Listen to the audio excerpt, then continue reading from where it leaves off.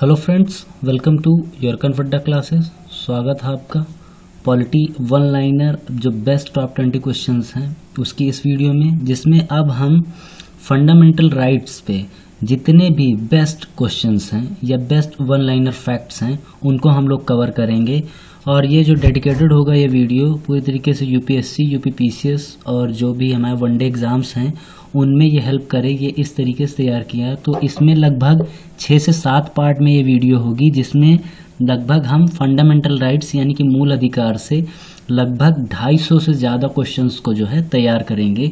तो I hope कि आपको ये वीडियो अच्छा लगेगा, तो आप इसे एंड तक ज़रूर देखें। तो चलिए शुरू करते हैं। तो हमारा पहला क्वेश्चन ही है, इसमें सीधा सीधा दिख जाता है कि India is referred as under the Indian constitution. भारतीय संविधान में इंडिया को किस नाम से संबोधित किया गया है? तो वो नाम क्या है? वो नाम है भारत। भारत के नाम से जो है इंडिया को जो है रेफर्ड किया गया है या इसके बारे में बात की गई है। अगला क्वेश्चन है, who is empowered to admit a new state to union of India?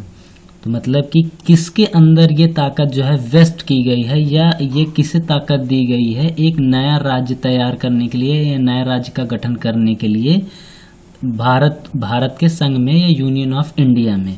तो ये किसके हाथ में है? ये पार्लियामेंट के हाथ में है। पार्लियामेंट जो है आर्टिकल 3 जो है उसके तहत जो है नया राज्य जो है कभी भी सिंपल जो मोशंस होते हैं उसके माध्यम से जो है क्या करता है? राज्य का निर्माण कर सकता है। Which important human right is protected in under article 21 of our constitution? इसका मतलब ये है कि आर्टिकल 21 के अंतर्गत कौन सा जो है इम्पॉर्टेंट जो है जो मानवीय अधिकार जो है को सुरक्षित किया गया है। तो वो क्या है आर्टिकल 21 में? Right to life and liberty, यानी जीवन और स्वतंत्रता का अधिकार। और ये किस में वर्णित है? आर्टिकल 21 में, जो कि प्रत्येक नागरिक के लिए इसकी व्यवस्था की गई है। चौथा क्वेश्चन है हमारा कि the constitution confers a special authority for the enforcement of FRs on, यानी कि मूल अधिकारों को इन्फोर्स करने के लिए यानी कि लागू करने के किससे स्पेशल अथॉरिटी के तौर पे चुना गया है? संविधान के माध्यम से, संविधान के लिए। तो वो कौन है? तो हमारा सही आंसर जो है या हमारा जो इसका आंसर है वो है सुप्रीम कोर्ट। सुप्रीम कोर्ट यानी कि सर्वोच्च न्यायालय। अगला क्वेश्चन है हमारा पांचवा, द एफआर्स यानी कि fundamental rights of Indian citizen, भारतीय नागरिकों के लिए in our constitutions are contained in FRs are guaranteed under of the Indian constitute. तो किस भाग के किस संविधान के किस भाग में जो है इसे गारंटीड किया गया है? प्रत्येक भारतीय नागरिकों के लिए जो मूल अधिकार है तो वो किस में वर्णित है? भाग 3 में। फंडामेंटल राइट संविधान के किस भाग में वर्णित है?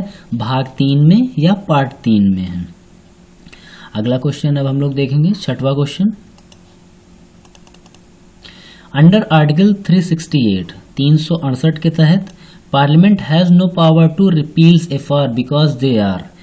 फंडामेंटल राइट्स जो हैं यानी कि मूल अधिकार हैं उससे जो है पार्लियामेंट यानी कि सांसद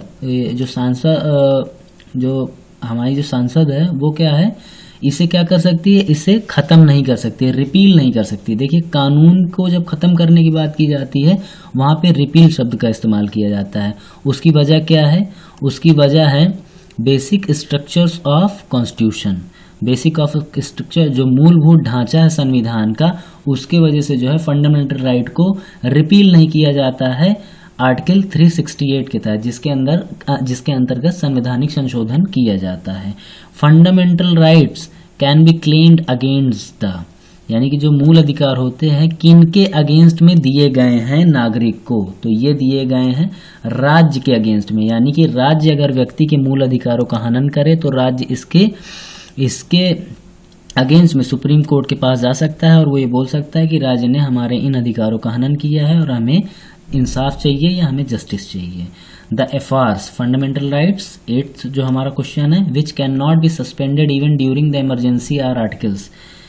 कौन से ऐसे आर्टिकल्स हैं या अनुच्छेद हैं जो सस्पेंड नहीं किए जा सकते हैं। कब? इमरजेंसी के टाइम में भी, आपातकाल की स्थिति में भी कौन से मूल अधिकारों को जो सस्पेंड नहीं किया जा सकता है या क्या किया जा सकता है, जिन्हें हटाया नहीं जा सकता, तो वो कौन है?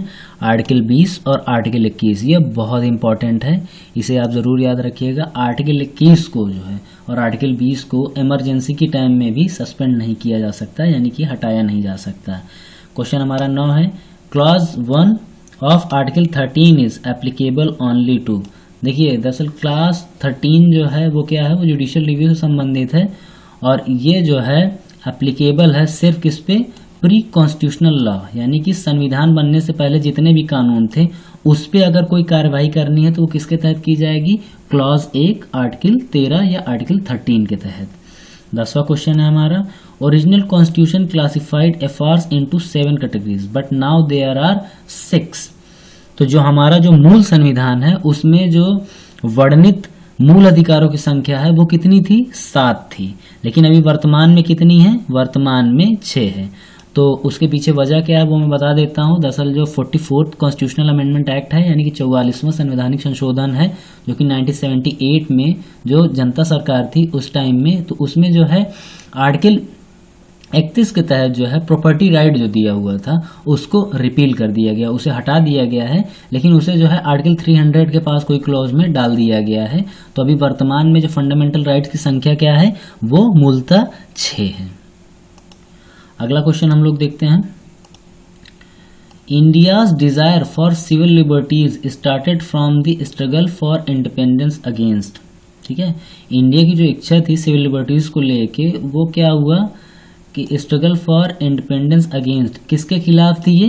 तो ये थी ब्रिटिश रूल के। भारत में दरअसल सबसे जो लंबे टाइम तक जो शासन किया यूरोपियंस जो रूलर्स थे वो ब्रिटिशर्स थे। इन्हीं के अगेंस्ट में क्या हुआ कि जितनी भी मूवमेंट्स या स्ट्रगल्स वगैरह की गई इंडिया में वो ब्रिटिशर्स के अगेंस्ट में थी। 12वां क्वेश्चन क्या है हमारा, India borrowed the idea of incorporating efforts in the constitution from. तो मूल अधिकारों का जो तरीका है कॉन्स्टिट्यूशन में जो लिया गया है ये कहाँ से लिया गया है भारतीय संविधान में? तो वो लिया गया यूनाइटेड स्टेट ऑफ अमेरिका के संविधान से। तो मूल अधिकार सबसे पहले वहीं दिए गए थे और लिखित में दिए गए थे, इस वजह से इसे माना जाता है कि इंडिया ने जो है बोरो किया है यूनाइटेड स्टेट ऑफ अमेरिका से। 13वां क्वेश्चन है हमारा, the concept of single citizenship. Single citizenship का मतलब क्या होता है? एकहरी नागरिकता से, जो कि कहाँ से ली गई है? ये ली गई है ब्रिटेन से। अब आप ये समझ रहे हो कि सिंगल सिटीजनशिप अमेरिका से क्यों नहीं ली गई? दरअसल क्या होता है, अमेरिका के जितने भी व्यक्ति होते हैं उनकी 2 नागरिकता होती है। एक नागरिकता उनके स्टेट की होती है, दूसरी जो उनकी नागरिकता है वो उनकी कंट्री की होती है। वहाँ पे 50 स्टेट हैं, 50 स्टेट के नागरिकों की दोहरी नागरिकता है। लेकिन भारत में क्या है, वो चाहे उत्तर प्रदेश का निवासी हो चाहे मध्य प्रदेश का निवासी हो, उसकी नागरिकता क्या होगी? उसकी नागरिकता सिर्फ भारत की मानी जाएगी। और ये तरीका कहाँ से लिया गया? ये तरीका ब्रिटेन से लिया गया, जहाँ पे सिंगल सिटीजनशिप यानी कि एकहरी नागरिकता का कॉन्सेप्ट है। 14वां क्वेश्चन हम लोग देखते हैं, the concept of dual citizenship यानी दोहरी नागरिकता in the union of India was recommended by. किस कमेटी ने जो है दोहरी नागरिकता के बारे में इंडिया में अपने सुझाव दिए थे? वो थे एल.एम. सिंघवी कमेटी। ठीक है, एल.एम. सिंघवी समिति जो थी उसने भारत की जो एडमिनिस्ट्रेशन या जो फैसले लेने वाले जो लोग थे उनको ये सुझाव दिया था कि भारत में दोहरी नागरिकता का प्रावधान किया जाना चाहिए। अब हम लोग 15 क्वेश्चन देखते हैं, under which article of the Indian constitution, किस भारतीय संविधान के अनुच्छेद में citizenship of a person can be determined at the commencement of the constitution. तो citizenship of a person can be determined at the commencement of the constitution. तो ये किस संविधान के तहत जो है ये शुरू किया गया? नागरिकता को लेकर जो अधिकार के बारे में किस अनुच्छेद में वर्णन किया गया है? और खास करके जब कमेंसमेंट ऑफ द कॉन्स्टिट्यूशन होता है, कॉन्स्टिट्यूशन का लागू होना होता है, उन्हें तुरंत नागरिकता दी जाती है। इसका वर्णन किस अनुच्छेद में है? तो वो अनुच्छेद 5 में है। और फाइनली हम लोग अपने लास्ट स्लाइड में आ गए हैं, जिसमें हम 16वां क्वेश्चन देखेंगे कि which article describes the person voluntarily acquiring citizenship of a foreign state not to be an Indian citizen. ठीक है, किस आर्टिकल में पर्सन जो है वॉलंटियरली अक्राइंग जो सिटीजनशिप होती है नागरिकता प्राप्त करता है foreign state not to be an Indian citizen, और जिसमें विदेशी नागरिक को जो है भारतीय नागरिकता नहीं मिलेगी। तो इसका वर्णन किस अनुच्छेद में है? वो है अनुच्छेद 9 में। अब 17वां क्वेश्चन देखते हैं हम लोग। Who is authorised to lay down qualification to acquire the citizenship? Who is authorised to lay down qualifications to acquire the citizenship? कौन है जो ले डाउन कर सकता है क्वालिफिकेशन, यानी क्वालिफिकेशंस को फिर से जो है नियमित कर सकता है नागरिकता के मामले में? तो भारतीय परिप्रेक्ष्य में जो नागरिकता को लेके कुछ नया चेंजेस या कानून वगैरह बना सकता है वो कौन है? प्रेसिडेंट है, यानी कि राष्ट्रपति। 18वां क्वेश्चन है हमारा, which of the following is a qualification to acquire citizenship by naturalisation? प्राकृतिकरण जो होता है उसके माध्यम से जो लोग क्वालिफाई करते हैं नागरिकता प्राप्त करने के लिए, तो उसके लिए क्या जो है रूल्स हैं? तो एक person is in a service of government of India from 12 months. अगर कोई व्यक्ति भारत में जो है सरकार के लिए 12 महीने तक अगर सरकारी काम में काम करे तो उसे क्या होगा? नेचुरलाइजेशन के थ्रू जो है नागरिकता उसे प्रदान कर दी जाएगी, यानी प्राकृतिकरण के माध्यम से। 19वां हमारा जो है, fundamentals are not applicable to? जो फंडामेंटल राइट्स होते हैं क्या पूरे भारत में लागू होते हैं? नहीं, ऐसा नहीं है, ये हमेशा याद रखिएगा।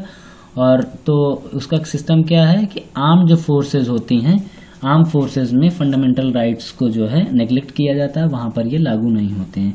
फाइनली हम अपना लास्ट क्वेश्चन देखते हैं। 20वां क्वेश्चन क्या है? Which article of the constitution empowers the parliament to enact the provision for acquisition and termination of citizenship? भारतीय संविधान का कौन सा आर्टिकल या अनुच्छेद है जो एम्पावर करता है किसे? पार्लियामेंट को enact the provision for acquisition and termination of citizenship, जो नागरिकता को छीनने और वापस देने के लिए या टर्मिनेट करने की, एक्विजिशन करने की शक्ति प्रदान करता है पार्लियामेंट को। कौन सा अनुच्छेद? तो वो भारतीय संविधान का 11वां अनुच्छेद है। ये जो है एक्विजिशन और टर्मिनेशन ऑफ सिटीजनशिप का प्रावधान वर्णित करता है। तो आई होप कि आपको ये वीडियो अच्छा लगा होगा। तो thank you for watching the video.